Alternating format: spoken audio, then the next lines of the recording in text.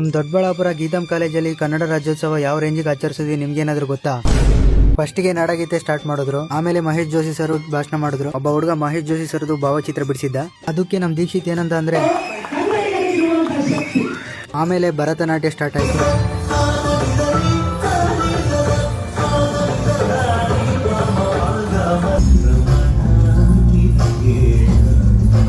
ಆಮೇಲೆ singing start ಆಯ್ತು. ಈ ಸಾಂಗ್ ನಿಮಗೆ ಗೊತ್ತೇ ಇರುತ್ತೆ.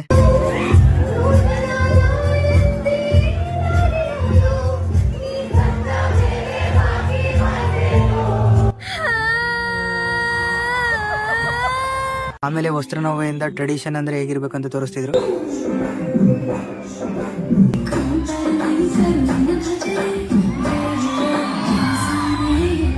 ಆಮೇಲೆ ತಮಾಷಾ ಕ್ಲಬ್ ಇಂದ ನಾಟಕ ಸ್ಟಾರ್ಟ್ ಆಯ್ತು.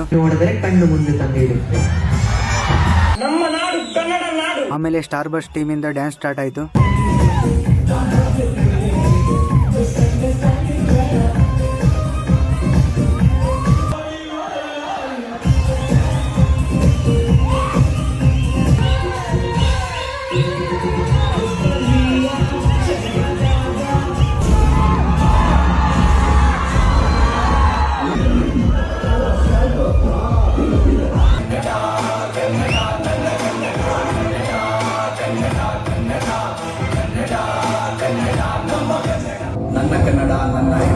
ರಾಜ್ಯೋತ್ಸವ ಮುಗಿಸ್ಕೊಂಡು ರೂಮ್ಗೆ ಹೊರಟೋಗ್ಬಿಟ್ವಿ.